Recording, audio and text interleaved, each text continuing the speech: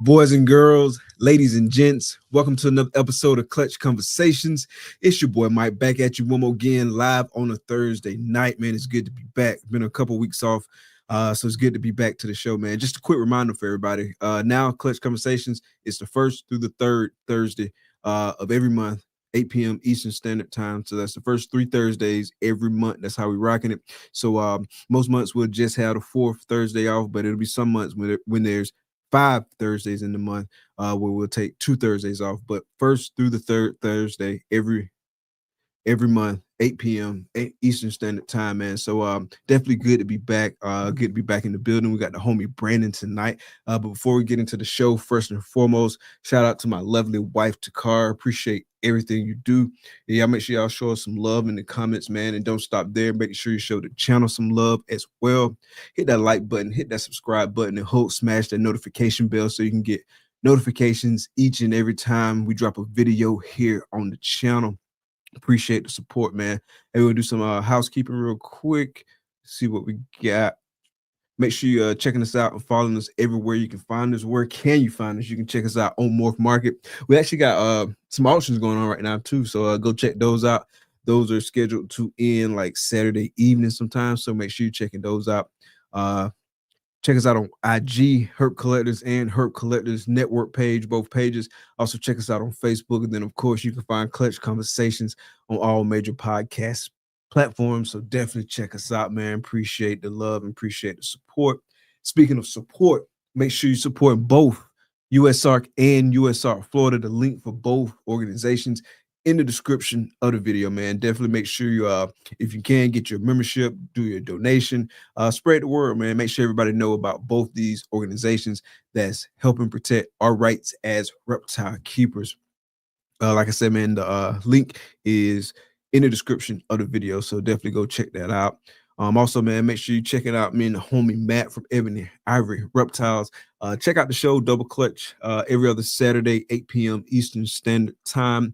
And then definitely check us out in the Patreon, man. The Patreon fam, it's a jam, man. So definitely come rock with us in there, man. I really enjoying it, man. So definitely check us out if you can. We're gonna pay some bills, kick it with these sponsors, and then we'll be right back. Join KINOVA's Patreon today and get access to hundreds of hours of exclusive educational content designed to help you run a successful ball python business. Get insider information on the latest genetics, hot new combos, and market trends, learning directly from the world's leading ball python designer. With 5 benefits packed tiers, you may be asking yourself, which tier do I join, Bit Mike? Well, if you're on the fence, I'd recommend the student tier. When I first joined the Patreon almost 4 years ago, this is the tier that I started on, and it's only gotten better since. So don't delay. Join the KINOVA Patreon today.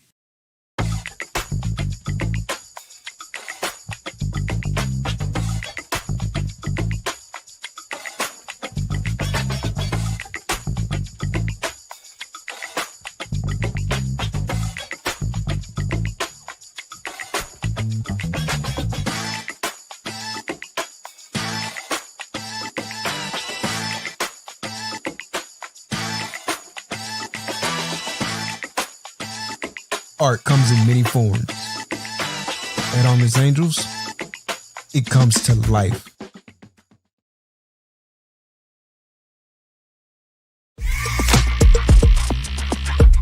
In life, success doesn't come to you. You go to it. In this game, forward thinking is the key to innovation and staying relevant. Plan your work and work your plan. Lose yourself in the art. Lose yourself with wetter morphs.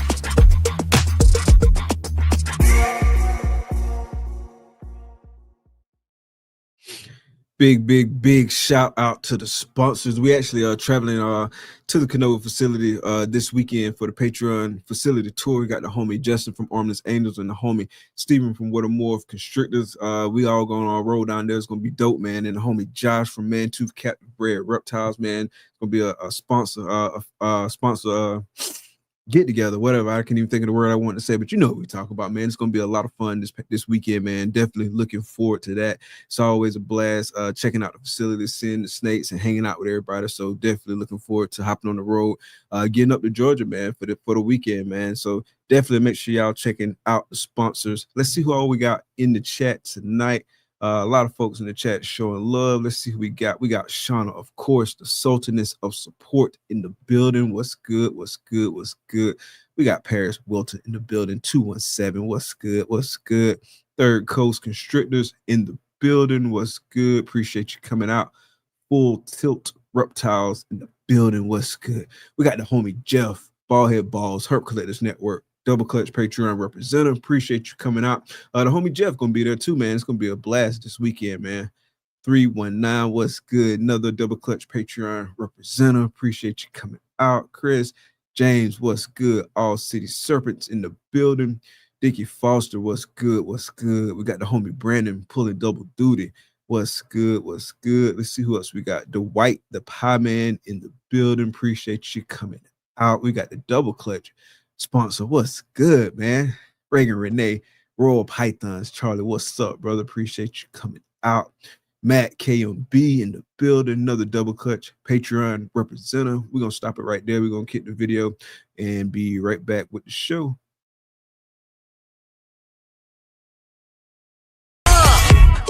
Baby, won't you listen to me? I got that flavor. I know you're dying to feed. I ain't no dancer, just got some hip in my feet. Now throw your hands up. Ooh, you bring the lighter, I got the fuse. You make a fire, I'll add the fuel. Follow my lead, just watch your shoes. Gotta turn the heat up. This cool. Who you know who looking like this for real? Who you know who looking like this? Who you know who looking like this for real? Who you know who looking like this? Who you know who looking like this for real? Who you know who looking like this? Who you know who looking like this for real? Who you know who looking like this?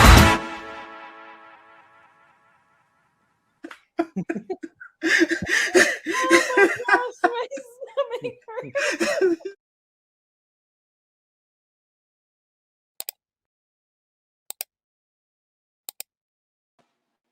Yo, what's good, bro? How you doing? Not too bad. Just hanging out. How's your week been? Not too bad. Swap days with one of the girls I work with. So instead of my beginning of the week thing, I work today and tomorrow. So busy doctor days. I think I did like 14 or 15 exams today. Okay. You be doing ultrasounds and stuff like that too at work, right? Yeah, that's all I do is ultrasounds. Yeah. Nice. So how's the season going for you, man? It's been a minute since you've been on the show. Definitely want to catch up on the season and stuff like that. We hadn't had a chance to chop it up about that kind of stuff lately. I mean, I think we're due for 20, 21 clutches. I have one more female that, I think 21. No, let's see. I feel like I should know that. Yeah, 21. So we should be hitting 21 clutches. I'm waiting for like the last girl to lay right now. I just had 2 clutches hatch and three clutches hatch pretty recently. One of them has taken, a couple meals, and that's like a good clutch I did with a buddy of mine, Edgar. We did like a split kind of deal with his pastel fire hurricane clown female to my exanthic clown male to make some, basically some stuff for hurricane exanthic clown stuff. Okay. They're all like eating now, and then I had horrible odds on like what I was going for, blackhead exanthic pied stuff. And then I just hatched some sunsets that are puzzle and hypo, so I'm waiting for their sheds, and then I'm going to have a whole bunch of them to send into, Charlie and all of his new homies over at Phenom. So start sending that stuff over there. And then, yeah, I got 2 more clutches in the incubator now, and one of them's due to hatch middle of next week, and then I have like 1 more to lay. So, and that'll probably be like right at the cusp of like end of 2025 when that hatches. So, Gotcha. So and that's it. 2021, how does that compare with like historical numbers in terms of like total clutches for the year? I mean, my first year, I just like somewhat accidentally produced like 1 clutch, and then I did 18, 13, and then now 21. So, you know, a little bit of a dip last year at doing only 13 clutches, and they were some bad odds, and it was rough all around. But this year, you know, hitting 21 is going to be pretty nice, and it's a lot of really good stuff. And then coming up like this coming season, it'll probably be about the same number wise. I don't really want to produce a ton of stuff. I just want to produce the right stuff. So you say this year is pretty good stuff. Like, what's the mix? Like, what's the primary focus this year? I mean, just mostly it's just making pieces and stuff. I mean, you got one of the good ones too with that like super chocolate double het, you know, Ultramel clown. So it's just making really cool stuff like that. I mean, so it was just that. I mean, that was like one of my bigger holdbacks was like a pair from that clutch, and then the Ultramel Sunset stuff. And then I had some Ultramel double het Monsoon pied, and then one of the other clutches due to hatch out is going to be pied double het Monsoon Ultramel. So it's like those are just good holdbacks for me to just kind of hold on to. You hit 2 Ultramel Sunsets, didn't you? No, just 1. Just 1. Who hit 2? Did somebody hit 2? Steven's lucky ass hit 3. 3, yeah, I know. Yeah, so he hit 1.2. Yeah. Dang. So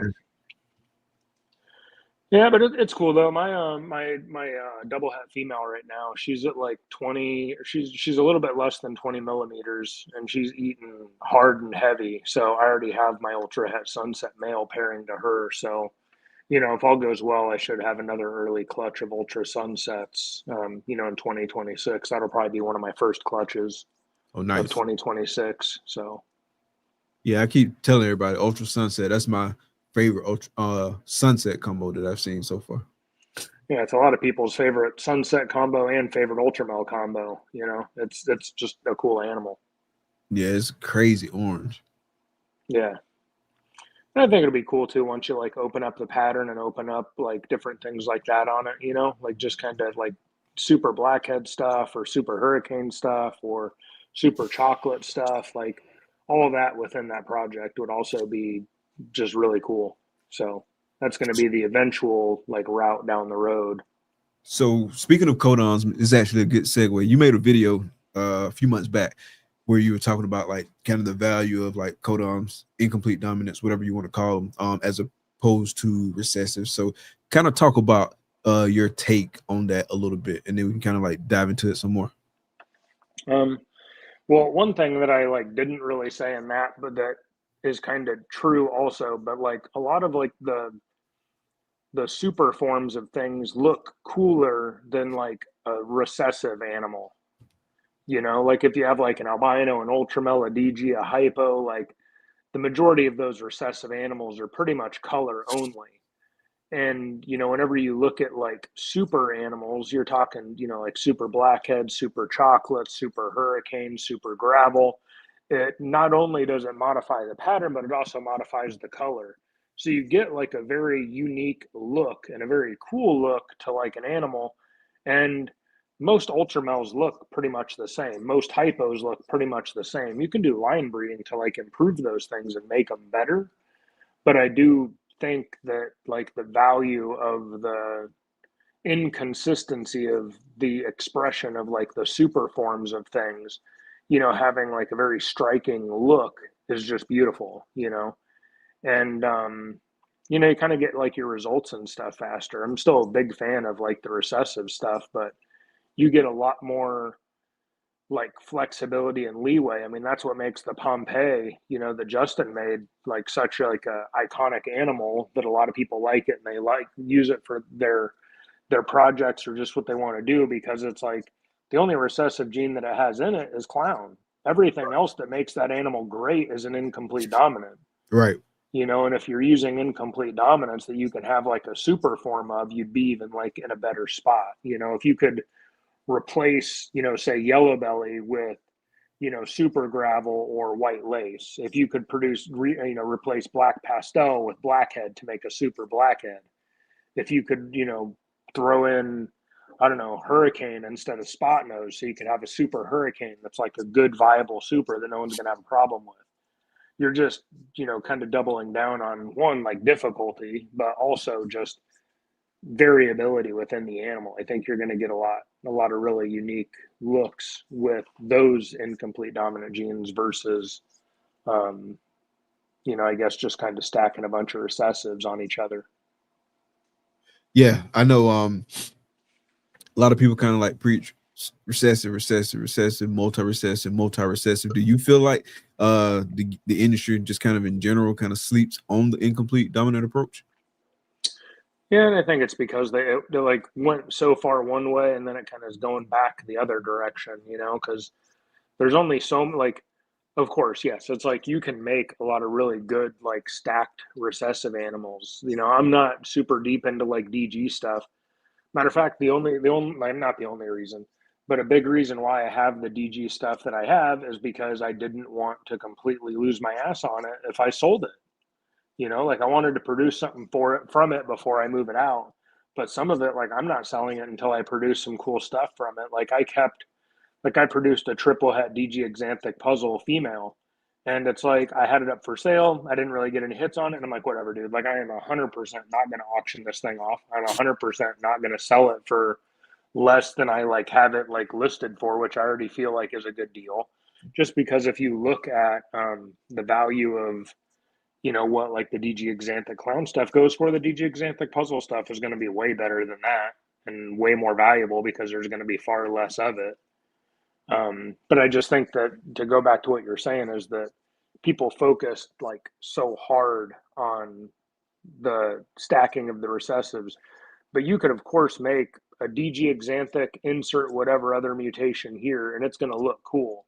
But then like how many more levels of recessive can you take it before it just doesn't make any sense to do it?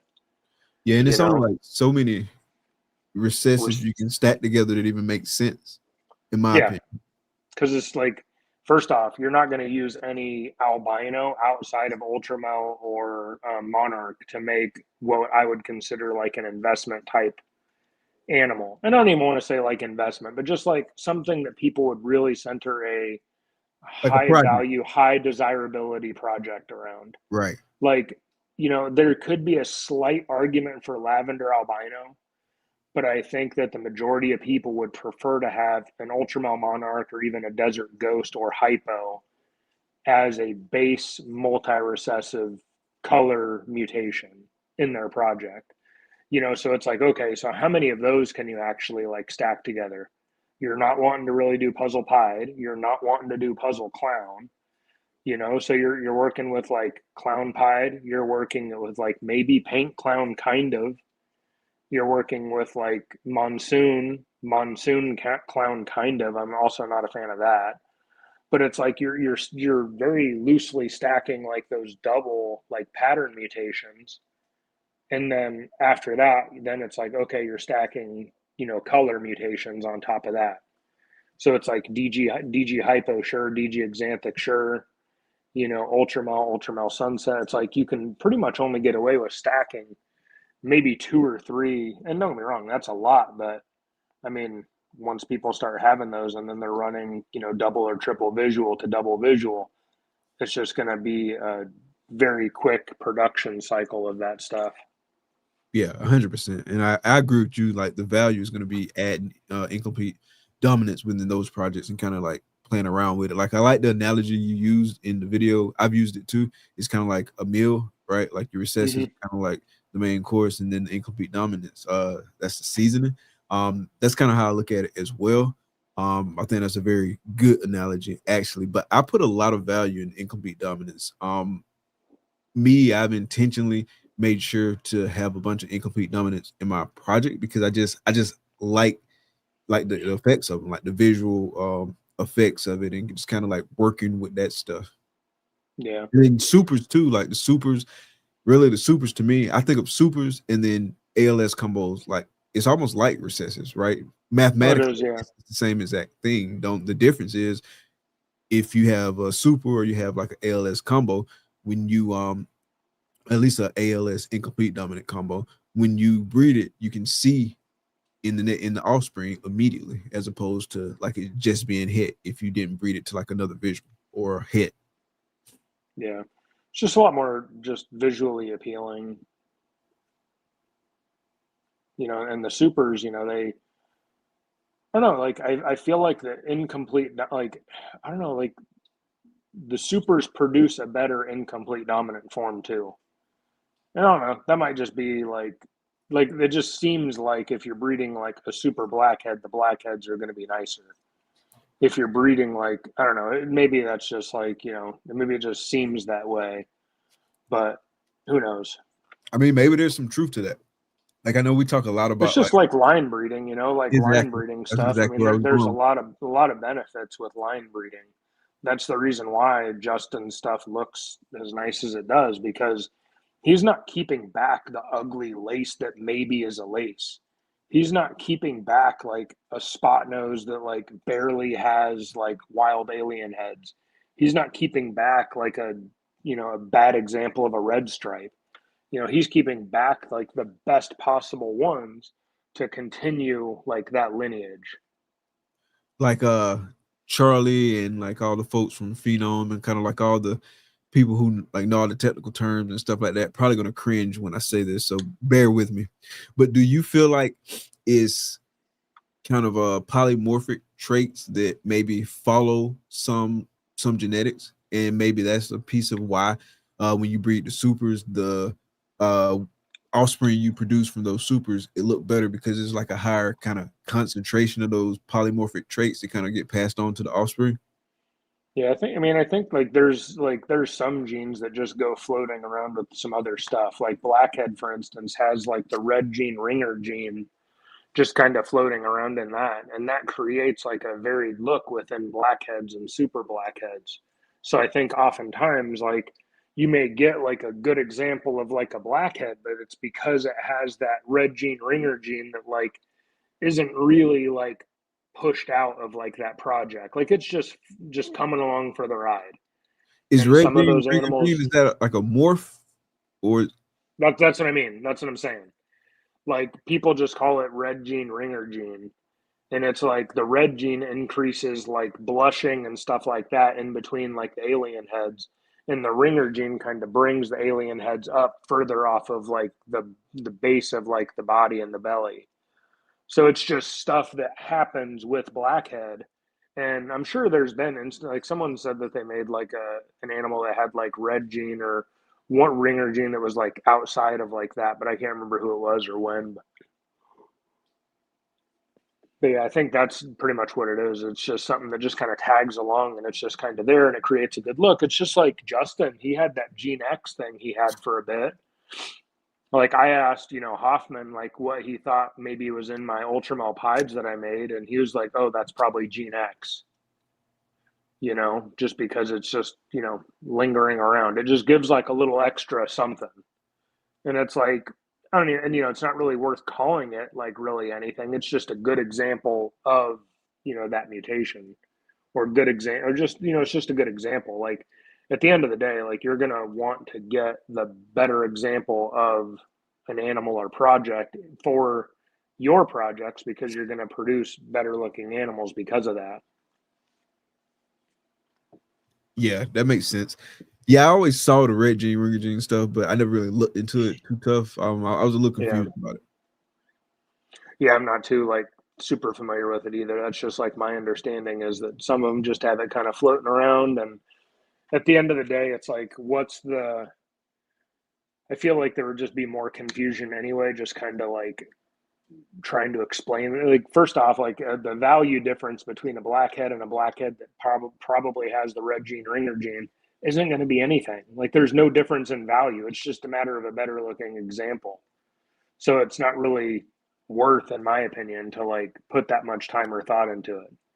Just like saving time whenever you go to like ultrasound a female. Like if you're going to ultrasound a female, if you're having a time and a half trying to find those damn follicles, they're too small to matter anyway. It doesn't matter. Like if you can't find them, they're not big enough. So it, stop wasting your time. Move on to the next female, Yeah. 100%. So if someone's like getting into the game, building a collection today, right? And they're trying to make an investment quality. And I know it's like a lot of factors and stuff that go into it as far as like preference and all that kind of stuff. But if someone's asking you like for your personal advice based on your preferences in terms of building a collection and setting up breeding projects, would you steer them towards like the recessive route, the multi-recessive route, or would you kind of steer them to like putting the codoms in it and stuff like that and just making sure they kind of build like that solid foundation? I think I know the answer, but I kind of want to hear like how you would break it down for them. I mean, it's hard just because first off, it depends on like what people's goals are. I think like right now, especially with just how things are like within the market, within the economy, with like all the, snakes in general, these are like luxury items, like no one needs to have a ball python. No one needs to have 100 of them, like that's just the way that it is. And that goes for like any snake species, Speak for yourself, bro. I need I mean, I got them too, but whether I need them or not is a different story. I think you could do a lot by having a very small and concise like collection. I have the problem of there's so many things that look cool. So there's so many things that I have that like I don't necessarily need to have, but once I produce from those things and I get to like the next level, I can like kind of grow and then kind of like shrink back down kind of thing. Mm-hmm. But I think that someone would be far better off picking color or pattern recessive mutations that they like, and then hard focusing on incomplete dominant genetics that they like the same way. So it's like, for me, like I feel like my preferred incomplete dominant genes that I want to focus the most on is going to be like the super chocolate, super blackhead, super hurricane, and super gravel, with like confusion, thrown in there as like one that's, just a dominant gene. How's your confusion doing for you? Your stuff doing good? All my confusion stuff does fantastic. Yeah. I need to swap. I got several of them. Yeah. I got several of them, man. I got a black pastel confusion head exanthic female that I'm going to be pairing this year. And then I have a confusion pied female that's awesome too. Like she's doing great. Yeah. Nice. Hell yeah. Like my confusion stuff, it be off and on with the eating. Like I got a male in there that he been off food for at least 4 or 5 months. He just started back eating, and now he's like killing it. And so anytime like he get back on, then it's just like I'm gonna feed him because I know it's not gonna be much longer before he. Yeah, but these ball pythons though, they know what they need. Like they know that like they could just go through a phase where they just eat a lot, and then they're like, all right, I'm good, and then they just stop. Like they don't need to, like, people just in general, like people feed stuff probably just way too much, way too heavily, and it's all because they want to get to that goal of like breeding and producing that animal. I've seen people that have, animals that they produced friggin' last year that are bigger than animals that I have that are like 2 years old. Yeah, this guy, he is knocking on 2 years old. He's not big at all, like 400 grams, maybe 450. Yeah, I mean that does suck. Yeah. But just a lot of people just kind of rush into like this stuff, and coming from like when I was initially got into, and like my first animals I produced were boas, and it's like for boas it's like you're raising those things up for like 5 years before you breed them. It's just not a rush with pretty much all the other species, but then you get into the geckos and hognose and ball pythons, and then all of a sudden it's 2 years, breed it, and get to the next best thing.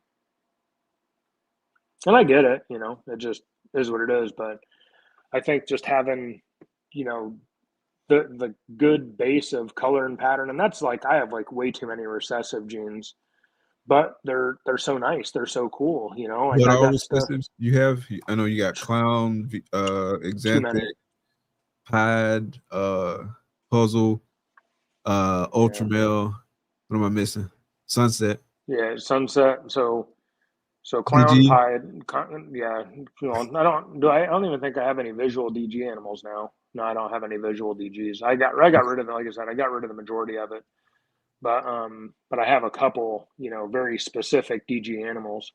But yeah, so clown pied puzzle, monsoon, Monsoon. ultramel, exanthic, hypo, rainbow, and I think that's probably. I mean, that's pretty much, yeah, I think that's the majority of them. Yeah, that's what I mean. Like, that's where it gets hard to think, right? Because it's like, again, there's only so much overlap, but it's like, that's a lot of different projects to be working, because it's like, of course, I want to make like a true ghost puzzle. Of course, I want to make like a true ghost clown thing. Like, of course, I want to like do that stuff. But then simultaneously, I also want to make like a DG monsoon or a DG exanthic monsoon. And then it's like I've got the DG exanthic puzzle. Like it's just too many. It's like so much stuff. How big is So your it's collection? Ish. so I have 450 foot. Yeah, one, two. I have 455-40 racks. I have like 20 or so spots that are open. Okay. But I have holdbacks and stuff that are that'll fill kind of most of those spots. And then I have like 165 spots for babies, 160 spots for babies. Okay. So 120 adult spots and then 160 baby spots. I thought you had 455-40s. Yeah. So 40, 80. Oh yeah. 160. So 120, 160. Yeah. So 160. Math wasn't mathing. Yeah, so I would say quite twice as big a collection as mine, but close to it. Yeah. Close So to it. it's a lot, and it's like, and I have I have the ball pythons, and then I have the blood pythons, I have the Burmese pythons, I have a couple of boas that I've been getting kind of back into, and then I have like 20 or so hognose, and then I have like 5 bull snakes. Okay. Something like that. Yeah, I actually been actively kind of reducing the number of species I'm keeping. I sold all my carpet pythons like a month and a half ago. I sold all those. I'm be selling all the bulls soon, and I'm just have ball pythons and then one chondro. It would be the only animals that I have. I mean, Takara, she got like lizards, and my son, he got a Savannah monitor, but that'll be all. I've been trying to like reduce and just kind of like hyper focus because of bandwidth, really, to be honest.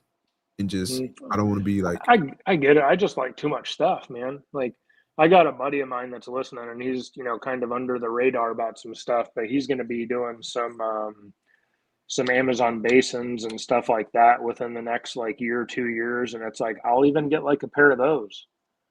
That's what I mean though. Like that's why like I have too many recessive genes, because there's too many cool things that are out there.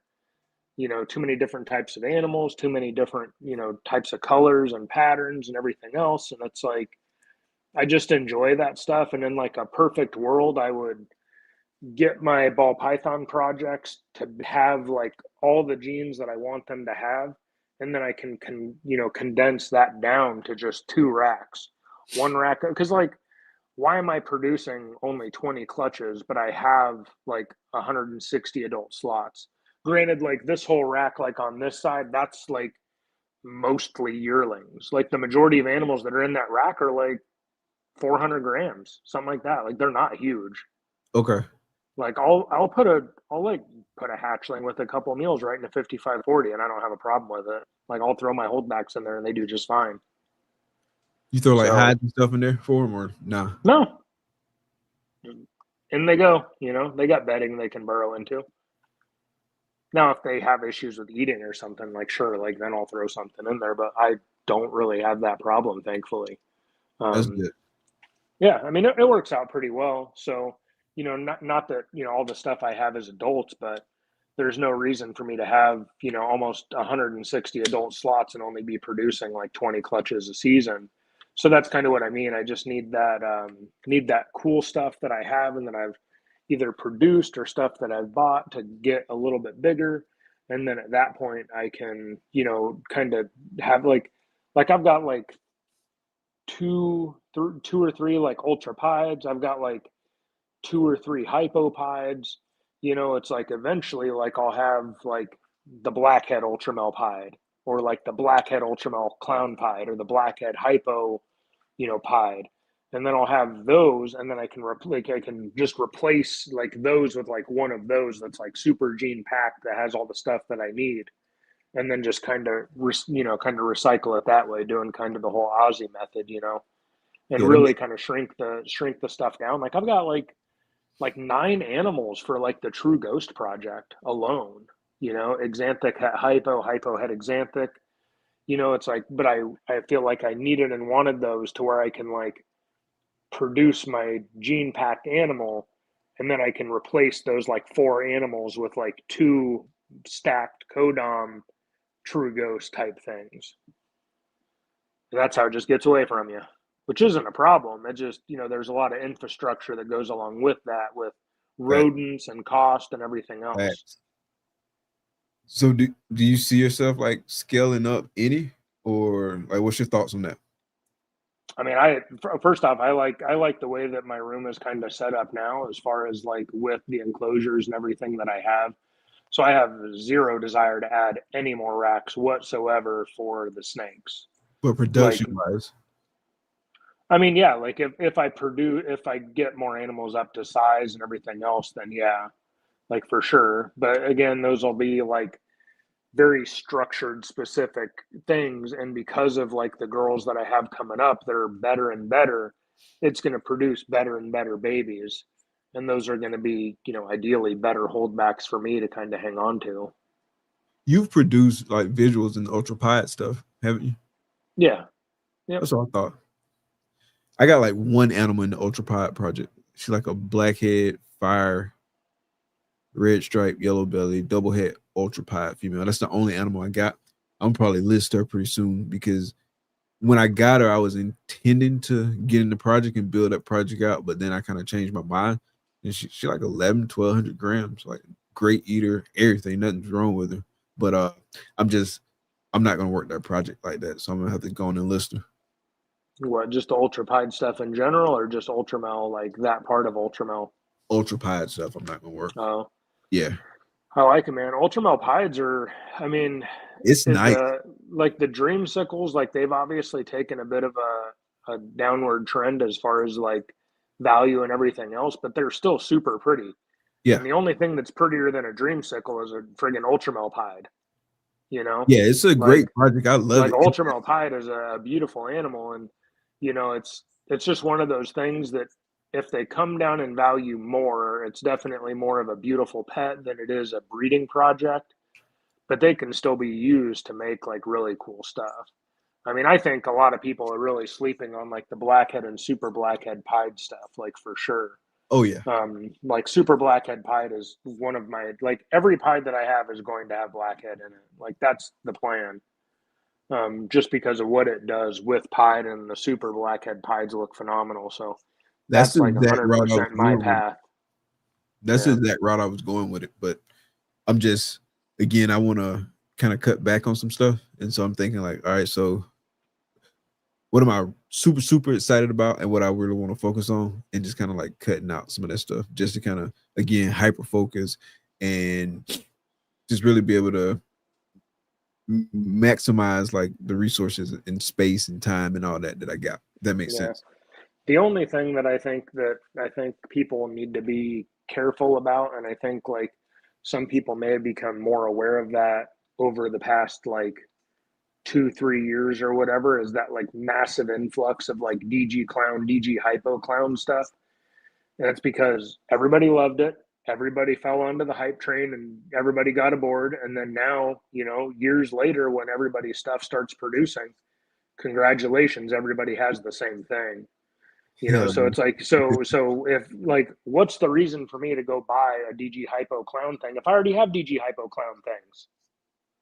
So that's that, like, I think important part where you need to like step away and like have something like that animal that you have that has all these unique incomplete dominant genes that you can throw into these other projects.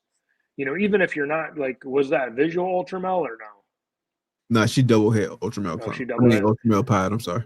Yeah, but like either way though, like a lot of those genes, like you have like ultra clown stuff, you know? So it's like ultra clown into that stuff. Who cares about pied? Right. Use her to make stacked ultramel things. Like you don't like see those. Like, you know, Krista, you know, she has like a phenomenal looking ultramel hurricane. Like you just don't see that stuff. You Like really there's so many like good genetic animals and things that you'd want to have out there, but people just haven't made them because I don't know if it's, you know, because they don't see it worth it to an extent, you know, but like you're not like, how else are you going to have a friggin' hurricane ultramel? Like you have to breed a hurricane into an ultramel. You have to have a basic het. Now you might breed like a hurricane clown into an ultramel or, you know, something like that. But like even that groundwork is hardly being done.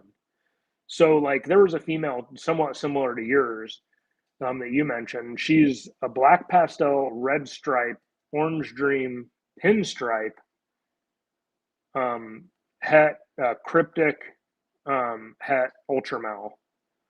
So she'll, you know, so if I read her to a clown thing, she'll produce kryptons or whatever. But because she has like black pastel, because she has red stripe, yeah. She, I produced her from my ultramel orange dream cryptic pinstripe female that I had. I bred like a Pompeii maker type male to her and then missed on, you know, what I wanted to make. But, you know, she just is like stacked, you know, codoms, you know, and especially with like, even like something as simple as black pastel and red stripe, you don't even see that hardly in ultramel. That's a holdback, that girl you just mentioned? Yeah, I was thinking about selling her for a bit, but then I was like, why, you know, like, why? Like, if I put it up on auction, someone's going to, like, bid nothing on her. You know, it's like, oh, no, she's got pinstripe. Can't, you know. People sleep on pinstripe. I'm telling you. Oh, I know. There's nice that, pinstripe stuff out there. There's that European dude. Just recently, I was talking. Like a day or two ago? They had like that full of stuff with the one super orange one in the middle. Yeah, I'm gonna like try and find his thing real quick right now. Yeah, I shared that in the. I'm gonna do something that I despise, but I'm gonna do it anyway. But like this one right here. Oh yeah, this that's guy, that one I was talking about. Here, let me put you on the big screen. You show it one more time. Yeah. Oh. Yeah, I shared this in the Patreon chat the other day. Like that's just insane. Yeah, so it's like, you know, so like people sleep on pinstripe, but like, dude, that's a cool looking snake, man. And that shit ain't even ultramel. That's just a thing.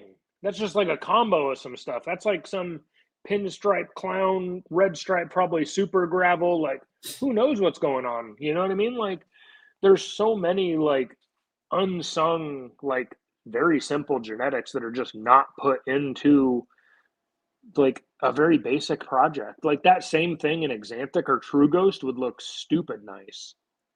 You know, in ultramel, it would look crazy. I don't know if it'd do it better or worse. I don't really know. Like, that's pretty nice looking.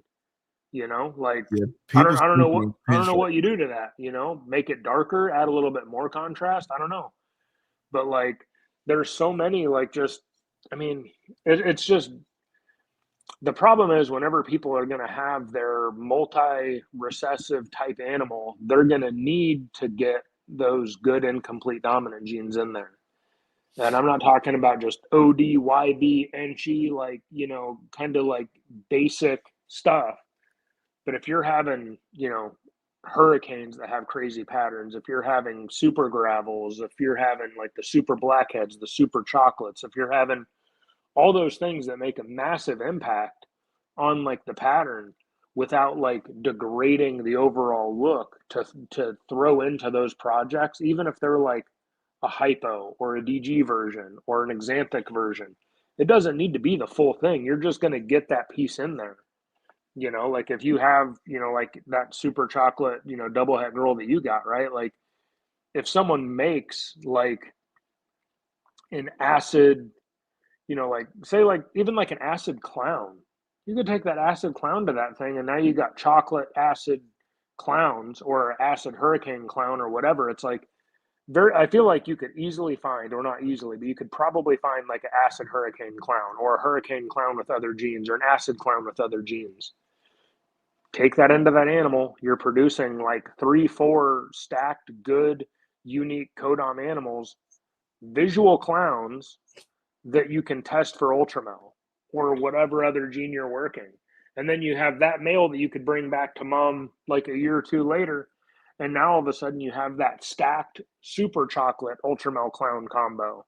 Like it's like there's so many like good opportunities to make like insane things just by adding like discarded ingredients that you can get for, you know, nothing. I mean, that's the same thing Justin did to make the Pompeii. He put all those things together and he made that cool thing. Hell yeah, hell yeah. So you did a video about finding your sweet spot. Talk about that a little bit and then talk about like where your sweet spot is, you think, in terms of like breeding and business. I mean, the short like summary of that video is pretty much just making your females or getting females with ingredients and then purchasing nicer males if you don't make them yourself, like something that can like impact you more. Like a lot of the females that we have coming up now are either ones that we got several years ago that are just now coming up to size, or they're ones that we basically produced ourselves. And then at this point, I'm finding a male that would fit within those females to make what I want to make. So it's like, you know, Justin, he obviously buys animals, you know, like you have people like Bob, you have like all these other people that have been in like the BallPythons or reptiles like often. And even people like outside of like the BallPythons with like the boas, like you have like Chaz with low key boas. You got country constrictors, or I don't know. He's over there in California. I can't remember his deal. But it's like they have these like stacked double het visual het females that they've been raising up for multiple years. And then they can basically go out there and then get that new male with new genes to bring into their collection to then get that gene everywhere else. You know, like I don't care personally about Cosmos. Like it just isn't, like there's too many other things that do close enough. But in theory, like, and like, let's just say you had all these clowns, all these DGs, you know, all these different things. You could just get, you know, your little Cosmos double het DG clown or a Cosmos clown male, run him to your hypo clowns, run him to your ultramel clowns, run him to your DG clowns, run, you know, and then all of a sudden you have Cosmos clown het DG, Cosmos clown het ultramel, Cosmos clown het whatever else. You know, it's like it's very easy to like get a good new genetic into your project if you have females that you've like future proofed.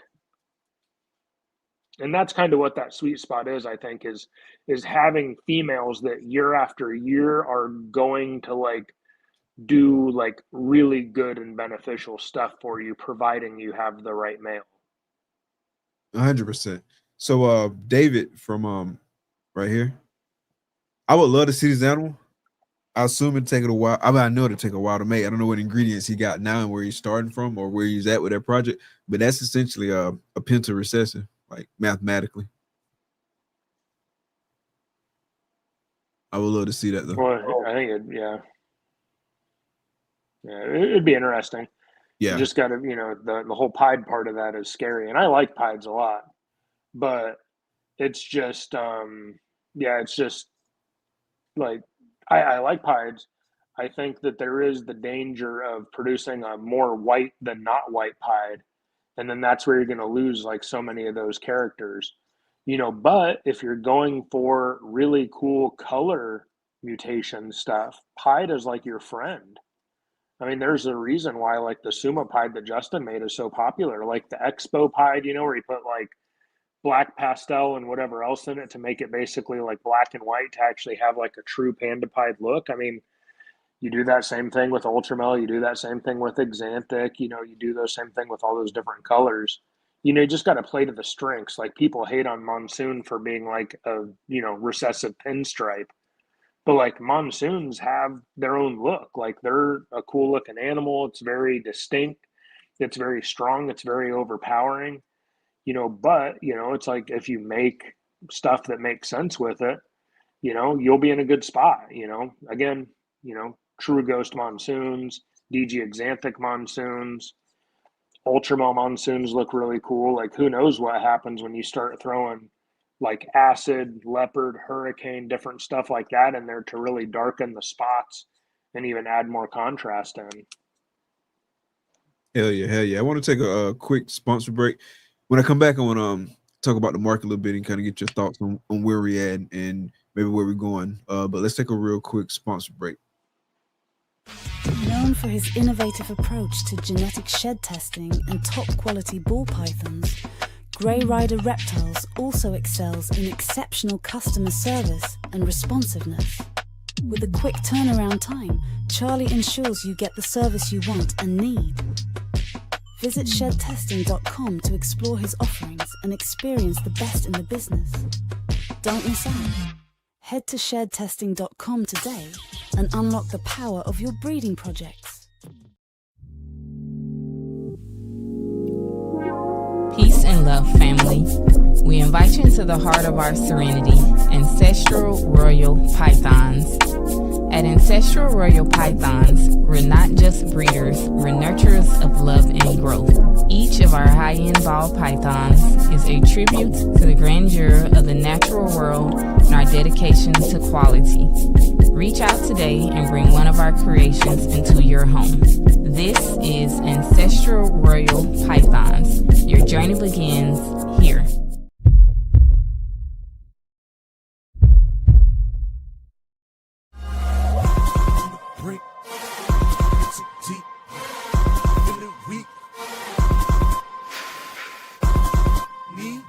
Passion. Some are born with it, others chase it their whole lives. At MCBR, animals aren't just a business, they're our legacy. Driven by obsession, defined by quality. At MCBR, the passion drives us, the quality defines us. Our motto is simple: live your dream. For years, he worked in silence, shaping projects few could even imagine. A figure once hidden is now stepping into the light. The vault is opened, the path is revealed. At the center of it all, Barry Swope. Elusive Propagations.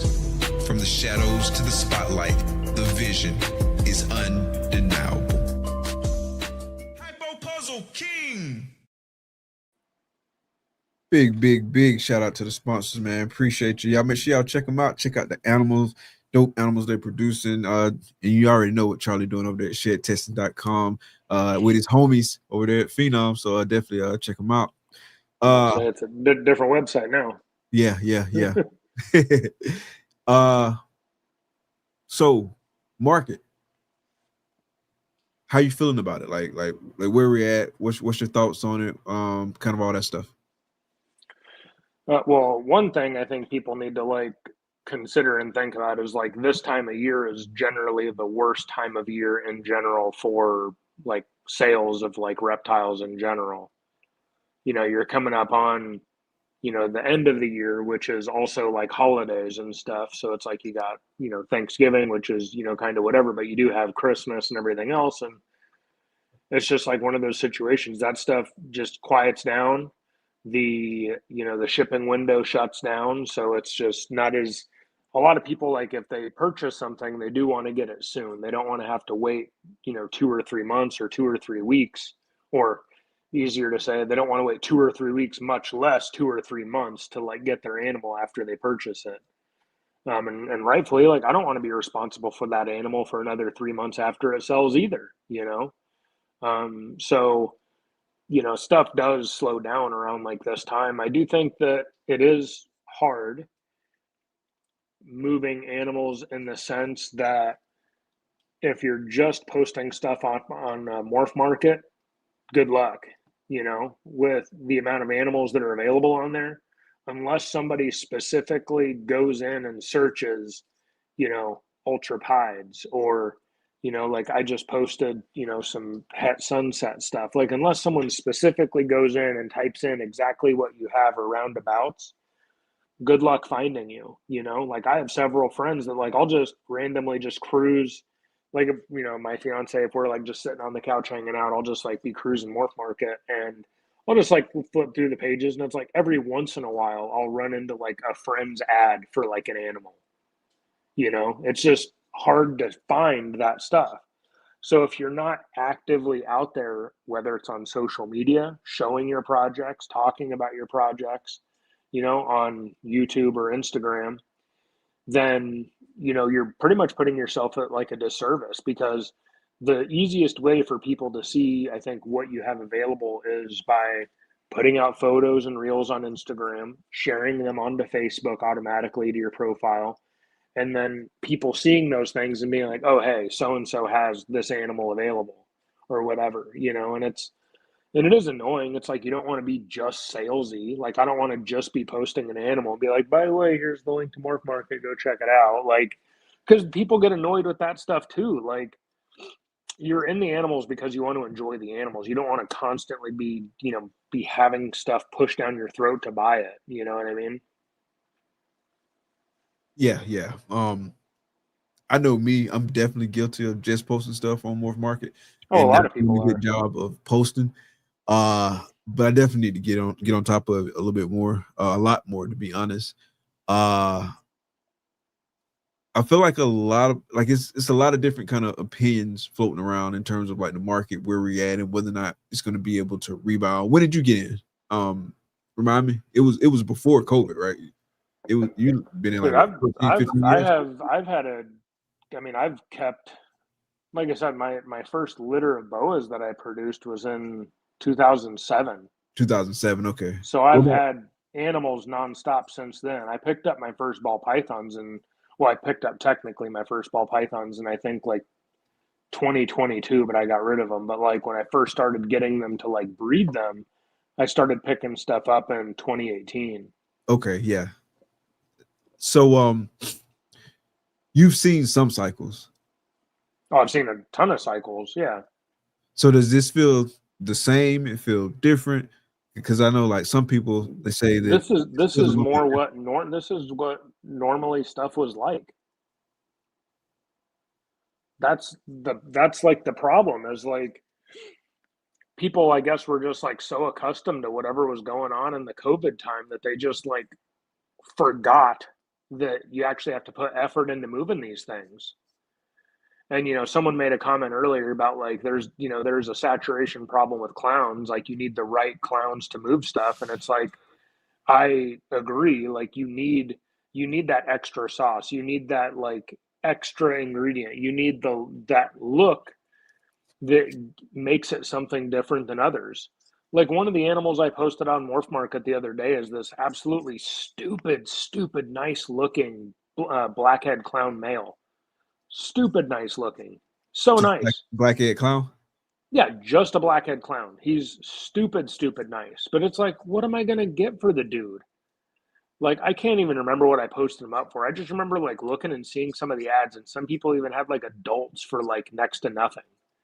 It's just like, it's just hard, you know? And it's like, that's an animal that 100% I'm not going to sell on Morph Market unless some random pet person sees it and thinks it's cool. And then they decide they want to reach out. That's 100% an animal, I think, that I'm going to bring to Bob's next show in January/February. And it's going to sell to be someone's first goddamn ball python. And they're going to have the coolest ball python ever, you know? It's the black-head clown 66% head pot. Yeah. Oh yeah, that is nuts. That pattern is crazy. Yeah. He's crazy. He's nice. He's nice. And it's like to the one dude's comment where he, you know, said that he got zero interest on IG. You get what you put in, you know, unfortunately. I don't know who that dude is. I don't know what, what his Instagram is like or whatever else, but like you got to put effort in. I have too many followers on Instagram. A bunch of them are probably weird fake accounts and bots and deactivated stuff or whatever, you know, but it's like, dude, you get a couple hundred people that are looking at your posts, you know, every, couple of days. Like, I don't know, I'd be curious because I haven't done it in like a while, right? But it's like, if Instagram has spots on your thing where you can physically go in and see your dashboard or whatever.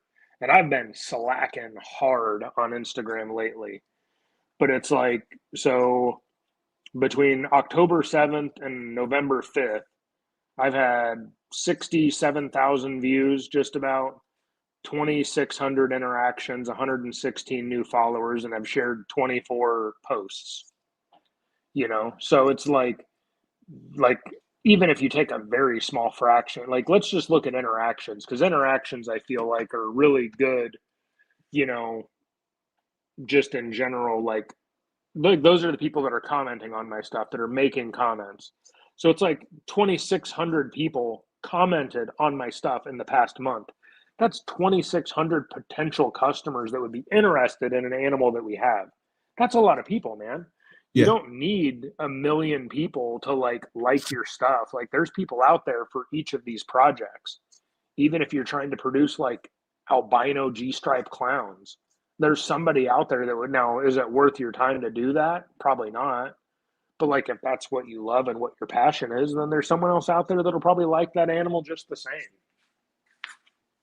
So right now, Morph Market is like 45,000 ball pythons. That thing went up by like a lot, because last time I looked, I think it was like 30.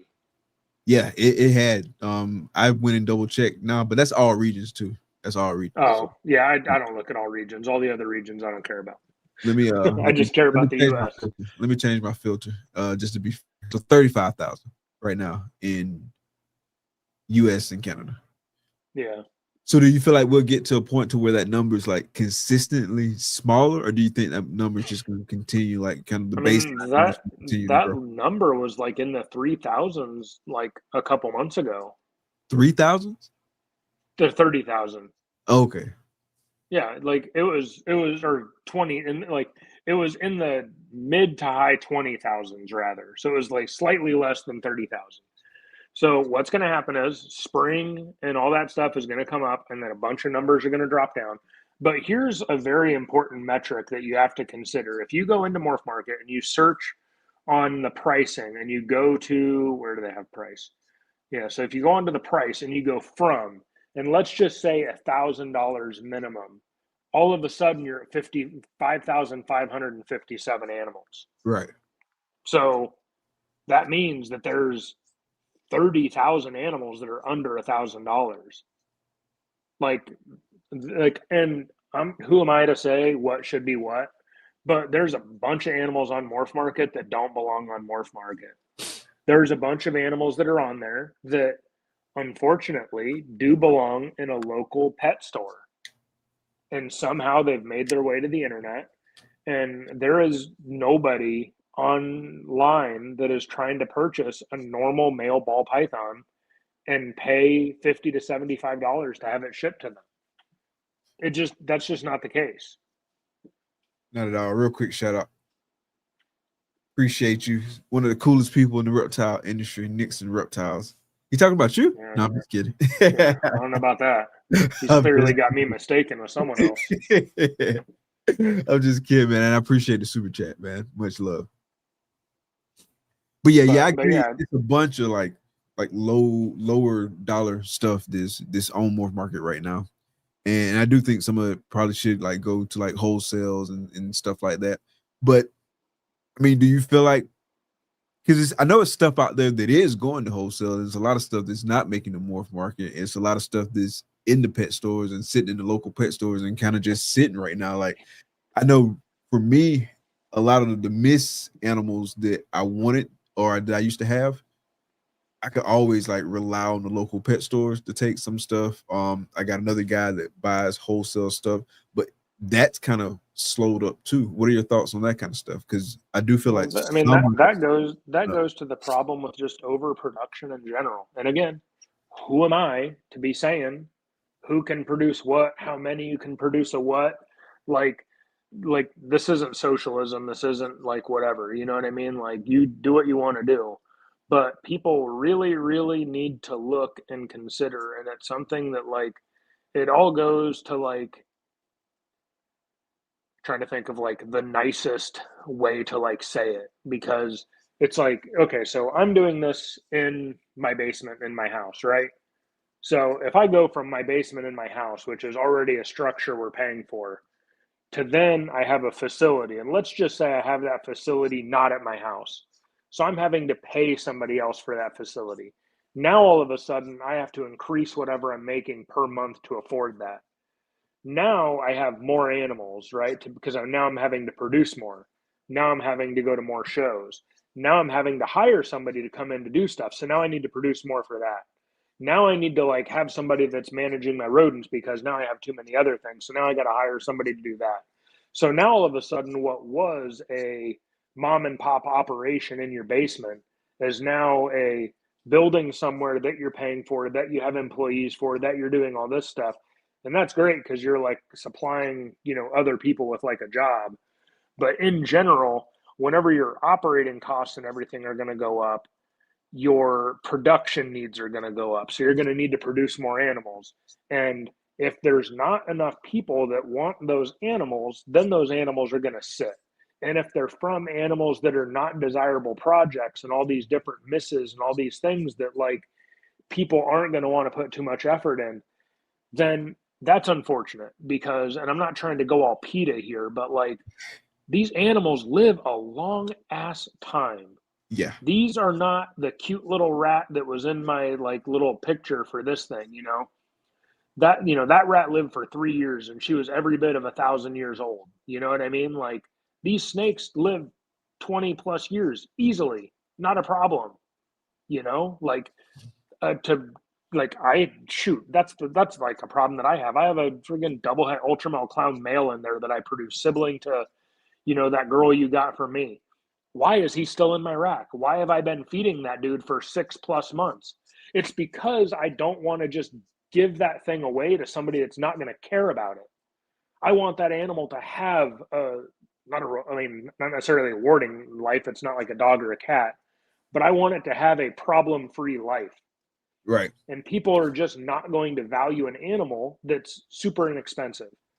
And the only way to combat the super inexpensive part is to produce less of them, which is why I don't care to produce a ton of animals. I want to produce the right animals that produce my holdbacks, and they produce good quality things that I can get out there. And right now I'm still in a stage where I'm a clutch that I recently had. I missed on everything I wanted. I wanted to make a blackhead Enchi clown or blackhead Enchi pied, head exanthic, test it for DG. If it proved, I don't care. Dude, I got like 3-4 males, 2 pieds. Like, I'm basically going to wholesale the whole clutch, you know? Like, that sucks. Like, I have like 6-7 animals from that clutch that don't have any value for me to hold on to. But it's like, I also want those animals to go to like a good home, because these shits live for a long time. You know, it's just a disservice to produce something that may have a hard life. And I hold on to stuff way too long because of that. Yeah, I got some I don't stuff know. in my racks right now that really probably shouldn't be there, but I want to just like dump it anywhere, if that makes sense. Yeah, exactly. Yeah, you want to make sure that the animal does well. Yeah, like you don't even want to put it on know? auction, to be honest, because No one's gonna I feel value like it. it's a waste of auction, and nobody probably would bid on it anyway, to be honest. Yeah. Like I got some double head ultra male clown males with no combs or anything. They sitting there, they eat good. They eat good. Yeah, They're pretty. that's what I'm saying, man. Like, it'd be great if there was just like a, but see, that's the other problem, right? Like, why on earth would anybody want the normal double head ultra clown male that I have in my rack, even if they were going to give it a nice home, when they can make me an offer of whatever on that beautiful blackhead clown male that I made. If they just want a cool pet, that blackhead clown is very inexpensive and super pretty. Like, so why would they want like a normal ball python? Like, ball pythons get like a bad, like it sucks to be a normal ball python male. It just sucks. Like that's a rough life because you have not a lot of value. You're okay looking, like you're a cool looking animal, but then you eat live all the time. You could be a little bit of a pain in the ass and go off of food. But like if you're a normal like male boa constrictor, a normal like hognose snake, a normal carpet python, you get big, you eat frozen thawed, you look cool, like you have like a normal boa, a normal Burmese python, a normal blood python, like they look really cool. Like just as a base wild type found out in the woods or forest look. You know, it's like it's just a beautiful animal. And so it sucks with, you know, the whole like overproduction thing. And like, as you know, the pet store thing, like that's like an issue of itself. Like, you know, the big place in Florida that everybody knows, but no one says, you know, they're the ones that are supplying like all of these Petcos and PetSmarts and stuff with like their ball pythons, you know, like they're producing literal building upon building upon building upon building every single season. I mean, every year, all the time. Like you could go back like probably a couple weeks and see like a post on Wilbank's Instagram talking about, oh, we pulled 60 clutches today. Holy shit. That's one day. And dude produced more than I produced in the last 4 years. Like that's insane. That's crazy. Like, no, thank you. Like, that's the problem. But again, he worked himself into that situation because he got bigger and bigger. So to afford the help that he needed to get more people. And then to make the money that he still wanted to make, he needed to get more people. And then that problem just compounded. And then all of a sudden he's producing who knows how many clutches per year, enough to where he can post 50 or 60, 50 or 60 clutches pulled this day, you know, every once in a while. Like that's crazy. No thanks. I don't know. That's crazy. So I think that's the solution to the problem is people just need to like not produce as much shit. And I'm not saying, you know, that in the terms of like bad animals. I'm just talking animals in general. You know, like you just because you have it does not mean you need to breed it. You know, like I know Levance even said that in like one of the podcast things that he said. He talked about having like a monarch girl and she was like big as hell. And he hadn't even bred her yet. Because that's a project animal. He's waiting for the right animal to come along to be like, that's the one that I need to take that to, you know. And a squirrel's got to get a nut too, you know. Like I'll probably breed. I picked up a sunset or a puzzle sunset male from Brock. I'll probably be taking him to my pastel, my super pastel puzzle female. I get an entire clutch of puzzles. Half of those things are het sunset. You know, it's like, you know, the puzzles, that's a cool animal. It's a cool pet, but how much value is a normal puzzle male going to have in, you know, a year or two? You know, it's like, you know, it's like a pipe dream of like, you know, what would work out and what would be like the answer, you know, but everybody has stuff they have to do. Everybody has things that they need to pay for. And their answer to doing that is producing more animals if they rely on the animals for their sole income, you know. And there's a lot of people that do that, and there's a lot of people that also get into this and they want this to be like their job. I mean, I like my job, but like I had to go part-time because I needed to produce my own rodents, to have time to take care of the collection and everything. Like it's just crazy. Because I was paying like $400 some a week on rodents. Oh dang. Yeah, exactly. That's what I'm saying. So I'm paying $1,500 a month rodents. That's a lot. It makes more sense just to work part-time at my job, get a couple rodent racks. Are you selling some excess rodents? No, I friggin' lost a ton of rodents over summer. Oh, word. I moved them. Like, Yeah, well, because my fiance put up with me, I had them inside the house, and even though I do like ASFs, they were still like pretty ripe, even though I had an exhaust fan. And we moved them out into the garage, and we thought it was like going to be fine. And a couple of like they just got too hot in there a couple of days, and then they just like I had like all my ones that I was raising up for my next rotation, they all just like died. Dang, that sucks, bro. So and that yeah, so I have an exhaust fan in there now, and that stays on during like towards like the end of summer. Right now it's not on, and then I have an AC unit that we have in there, and then depending on what winter's looking like, I might throw in a heater or something if it starts getting too cold. So we'll figure it out. These things burrow and all that other stuff in the bedding, so I think they'll be all right. But it just it's just the way to make it work. I have another rodent rat coming this week actually, so I can increase my numbers on rodents. And I got a couple friends around here that would certainly purchase rodents from me, but I'm not trying to become a rodent breeder that has snakes either. I just want to be able to feed my stuff exceptionally well, minimize the numbers, and then be in a spot where I can either just feed super heavy if I want to, or have excess stuff that I can just move out like every couple of weeks or something. Gotcha. Yeah, I'm about to freeze some stuff off probably next week or so.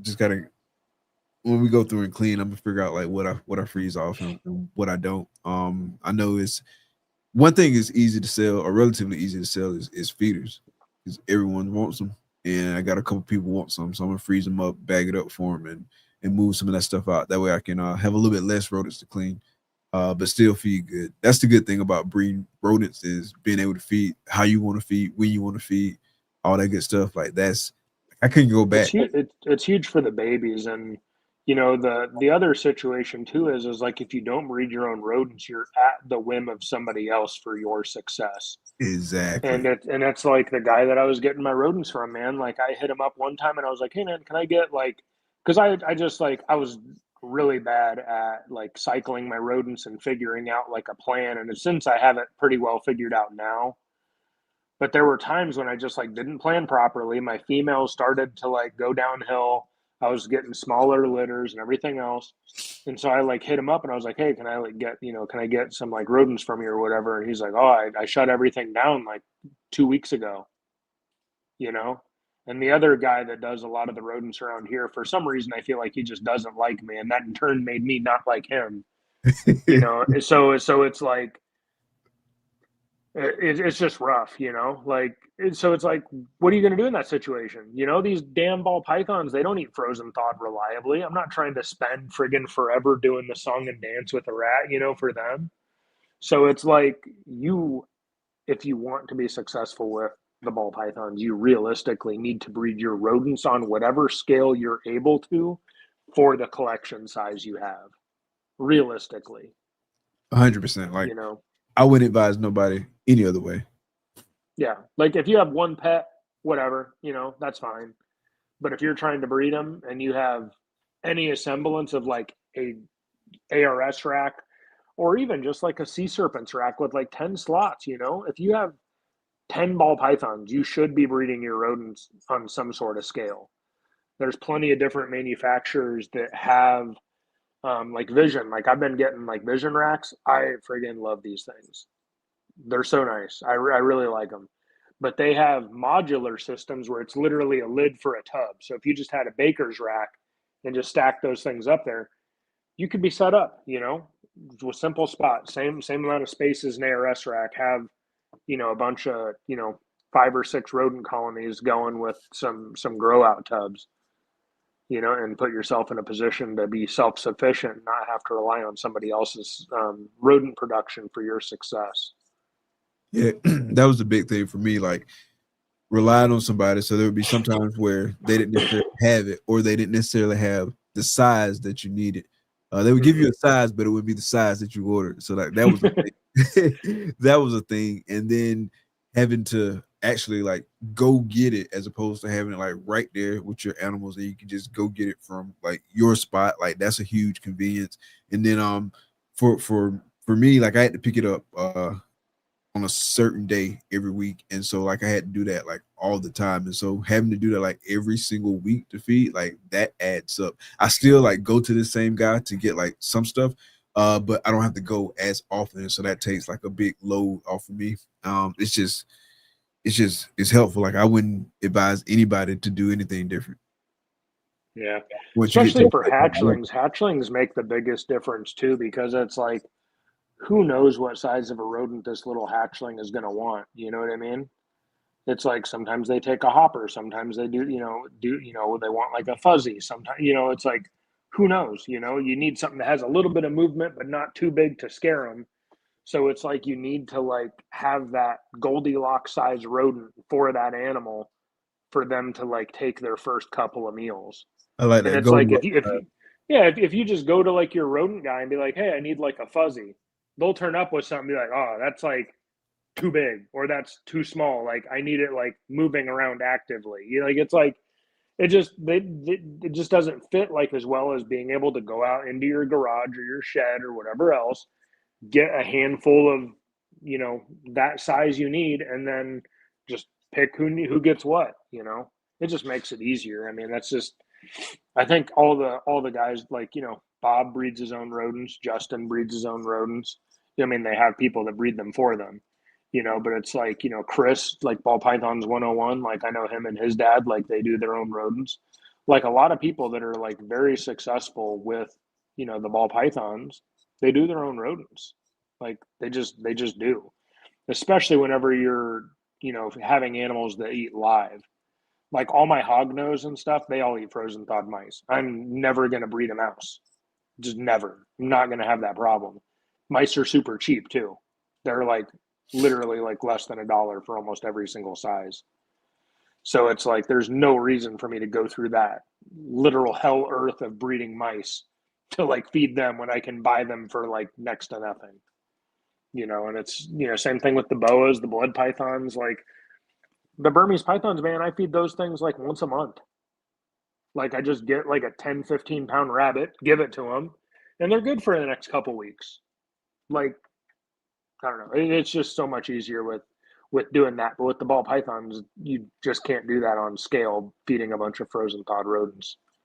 Yeah, I know I can't. I know some people that do, and hats off to them. I don't see how you do it. I can't personally do it. Yeah, no thanks. Got to do like this. I can't do that now. I'm good. Yeah. I got some that'll reliably take them. Like I have a couple of spiders, like one of my I got her. I don't have any problems that I bought her, but I paid a lot of money for her.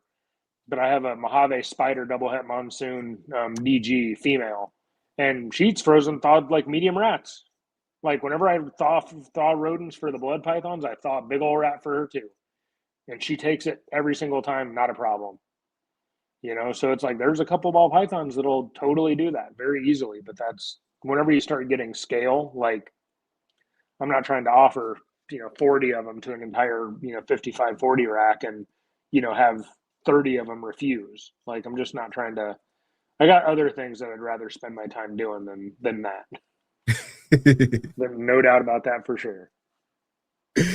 Cool, man. So before we get out of here for tonight, I do got a couple wrap up questions. So I guess first and foremost, so like what's next up for you as far as like shows? Like is Siri your next show? In terms of shows you actually vending? I'm only going to be doing Bob shows. Only? Okay. Only. Okay. Yeah, you only. Like me. You like me. I got 2 shows only. I got, and so part of that is I'm a little paranoid because I don't want to be bringing my animals to all these shows and having all these different random people putting their stuff all over my table. And I don't want to be like an ass about it, and I'm not going to be mean to them in person. I'm going to do the same thing everybody else does. They're just going to keep all those hateful thoughts in their head when someone puts stuff on their table. But I get so paranoid about people just show up with like an animal they just got from somewhere else and put it on their table while you're looking at your stuff. And it's like, dude, like, what are you doing? Like, it just boils my blood. I feel like that doesn't happen so much at Bob's show. I feel like if I do that and I say, okay, I'm just doing Bob's show, that's 2 times a year that I'm putting myself at risk because there's no other shot that I'm putting myself at risk any other time. So it's like, going to like these local shows to like bring animals there to preventatively treat your tubs, to, you know, basically go through a sort of quarantine protocol after you get back from that show. Like, all of that stuff sucks. No, thank you. Don't want to do it. Only going to do Bob's show. Like, that's it. Like, there's so many shows around here, and it is tempting because there are a couple of like, they don't even get like a lot of foot traffic. It's just like a nice little venue and everything else. And it's like, and it is unfortunate because like all the blood pythons that I recently posted up on my Morph Market, shameless plug, those would probably do great at a show because not a lot of people have them. But like, I don't want to bring those to a show and then risk, you know, mites or anything else just by having them there, you know, to maybe make a couple of sales. Like, and that sucks because it's, you know, a lot of people, they do get accustomed to seeing animals at the shows. And I am and have been super tempted to do some of those local ones. They're just usually 1-day shows, but man, if I go to that and it's like, and I bring like, you know, 2 displays, you know, worth of animals, say if I bring 20 or 30 animals with me, that's 20 or 30 animals that I need to like quarantine whenever I get back home, you know, and then make sure that everything's good before I bring them back into the collection. And then that requires, you know, just that much more extra work and that much more like extra, like careful, you know, carefulness kind of situation. So currently I just plan on doing Bob's show, and, you know, he has them, you know, to good, you know, January, February. I mean, that's kind of whatever. I understand why he kind of puts it there, but like the other one, like early August, you know, that's like not too bad, you know, and Georgia's a 10-hour drive for us. So that's not the worst, you know, it's a nice area. It's a nice, you know, good people. The food and stuff that's around there is great. You know, they got like stuff to do. It's not like Tinley doing that in March and October every year, the 2 worst times a year to be in Chicago. Just about whenever it's like cold, like you don't want to be outside walking around checking out downtown Chicago like in the cold. Nah, There's nothing in Chicago Tinley cold Park. hit different. Yeah, there's nothing in Tinley Park. Like, Daytona's awesome. You know, you go down to Daytona, you hang out, like you're by the beach. Like, we always do like a 1 day at the show, walking around, talking to everybody, make like a video showing some cool animals, whatever. And then Sunday, it's my fiance's day. We spend the day at the hotel pool. We spend the day going up and down the beach. We go find like a place to have breakfast at, a place to have lunch at, like have a nice little time doing a couple of different things, you know, because it's warm and inviting and enjoyable, not cold and unpleasant. Like, just torture. Nah, that Chicago cold hit different, man. Yeah, and then, you know, it's also for, you know, the shows too. I think it's, you know, like the reason why Justin said he does shows is mostly just to like show his animals off, you know, and it's like, I am by no means stretch to the imagination whatsoever any form of Justin, but like, I just want to go and have a representation of my animals. I also want to like support Bob and the adventure that he's doing with all that stuff. But like, that is a good way to like get those animals out, show them, especially for the other cool stuff we have, like the blood pythons, you know, and eventually the bull snakes and some of the hognose. Like, there's plenty of other people that do hognose, but like, I just want those cool, really pretty, cool pet animals that I can bring to those shows and have somebody like enjoy like the experience, you know. Like, there was some like little, like, I don't know how old a kid is, but like she was like 4 feet tall. So however old that is, she came up looking at some of the snakes, and she had some whatever little like Fisher's Price kind of camera, but she was taking pictures of all kinds of stuff. And I like pulled out like one of the blood pythons so she can get like a good picture of like the animal, you know. It's like, that's what the shows are about. The shows are about educating the general public, showing the cool animals, and then bringing other people into this hobby that we all like really enjoy, you know, for the animals.